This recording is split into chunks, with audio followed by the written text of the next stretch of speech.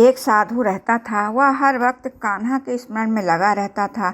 वह कान्हा के लिए रोज खीर चावल बनाता था और हर दिन उनके इंतजार में आसपास बैठा रहता था कि मेरे कान्हा कब आएंगे। उस साधु की एक बुरी आदत थी। वह गांव में रहने वाली नीची जात के लोगों से दूर रहता था। उन्हें आश्रम में नहीं आने देता था। उसका मानना था कि कान्हा इससे नाराज हो जाएंगे। वो तो स्वामी है।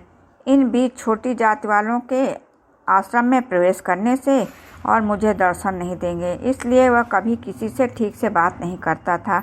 उसके आश्रम में थोड़ी दूर एक कोढ़ी रहता था। वह भी कान्हा का भक्त था। दिन प्रतिदिन वह उनकी उपासना करता था। हर वक्त कान्हा की भक्ति में डूबा रहता था। जब भी साधु उसके घर के पास से गुजरता, कोढ़ी को कहता, नीच, तुझ जैसे कोढ़ी से कान्हा क्या मिलने आएंगे। वो तो स्वामी है। तुझ जैसे के घर में क्यों आने लगे भला। और बोलते बोलते वहाँ आश्रम चला जाता। कुछ वर्ष व्यतीत हुए। अब साधु को लगने लगा, कान्हा क्यों मुझे दर्शन नहीं दे रहे। और साधु उनकी मूर्ति के सामने रोने लगा और कहने लगा, प्रभु एक बार तो मुझे दर्शन दे दो। मैं प्रतिदिन आपके लिए खीर चावल बनाता हूँ। एक बार तो आकर भोग लगा लो। उदास होकर कान्हा के चरणों में सो गया। दूसरे दिन एक गरीब दरिद्र छोटा सा बालक साधु के आश्रम में आया। साधु उस वक्त कान्हा को भोग लगाने जा रहा था। उस बालक ने कहा, साधु महाराज, मुझे कुछ खाने को दे दीजिए, मुझे जोरों की भूख लगी है। साधु गुस्से से तिलमिला गया। एक तो दरिद्र और दूसरा कान्हा की भक्ति में विघ्न। उसने आओ देखा न ताओ एक पत्थर उठाकर बच्चे को दे मारा। उस दरिद्र बच्चे के सिर से खून निकलने लगा। साधु ने कहा, भाग यहाँ से। बच्चा उसके आश्रम से निकल गया और जाकर उस कोढ़ी के घर में चला गया। कोढ़ी ने उसका रक्त साफ किया, पट्टी बांधी, उस भूखे बच्चे को भोजन दिया। बच्चा भोजन करके चला गया। दूसरे दिन फिर वो बच्चा साधु के आश्रम आया। साधु ने फिर उसे मारा और भगा दिया। फिर वह कोढ़ी के घर चला गया। कोढ़ी ने फिर उसकी पट्टी बांधी और खाना को दिया। बच्चा खाना खाकर चला गया। वो बच्चा रोज आता, साधु उसे मारता और वो कोढ़ी के पास चला जाता। एक दिन साधु स्नान के लिए जा रहा था। उसे रास्ते पर कोढ़ी दिखा। साधु ने उसे देखा तो आश्चर्य से भर गया। उस कोढ़ी का कोढ़ गायब हो गया था। वह बहुत ही सुंदर पुरुष बन चुका था।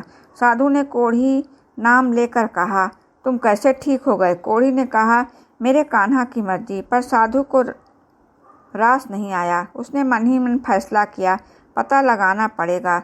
दूसरे दिन फिर वह दरिद्र बच्चा साधु के आश्रम आया। साधु ने फिर उसे मारा।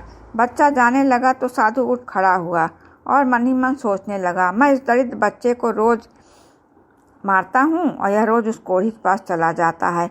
आखिर चक्कर क्या है, देखना पड़ेगा। साधु पीछे पीछे जाने लगा।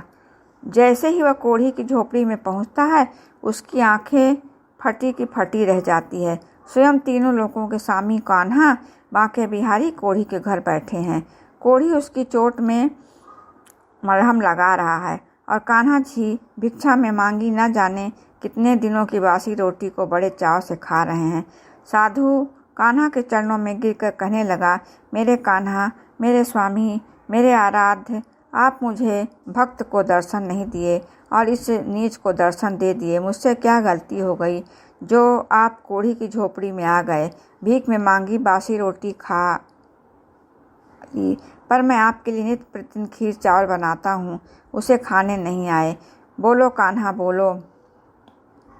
तब कान्हा जी ने कहा, साधु, मैं तो रोज़ तेरे पास भी आता था, मांगने आता था। तू ही रोज़ मुझे पत्थर से मारकर भगा देता था।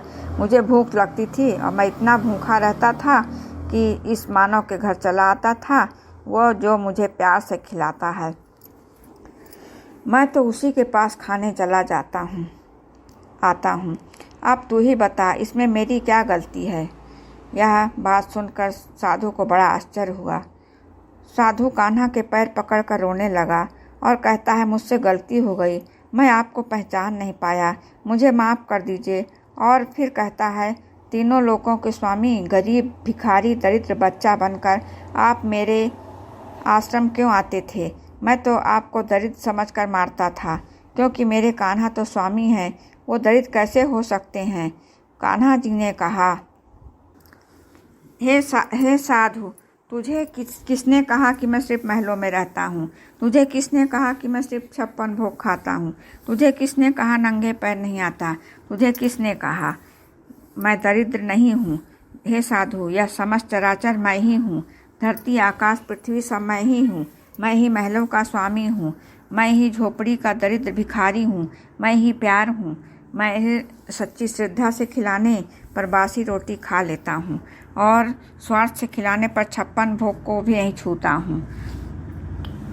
मैं हर जीव में बसा हूँ। तू मुझे गरीब अमीर में ढूंढता है। तुझको अच्छा तो कोढ़ी है जो सिर्फ एक ही बात जानता है, ईश्वर हर किसी पर निवास करते हैं, ना कि धनवान पे। और कान्हा कहने लगे, तूने मेरी भक्ति तो की पर अधूरी भक्ति की।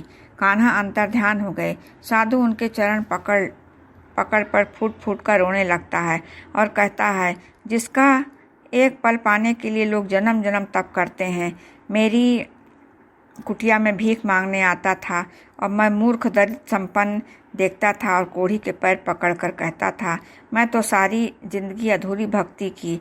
आप मुझे सच्ची भक्ति के पथ पर आइए, मुझे अपना शिष्य बना लीजिए। कोढ़ी उसे गले लगा लेता है।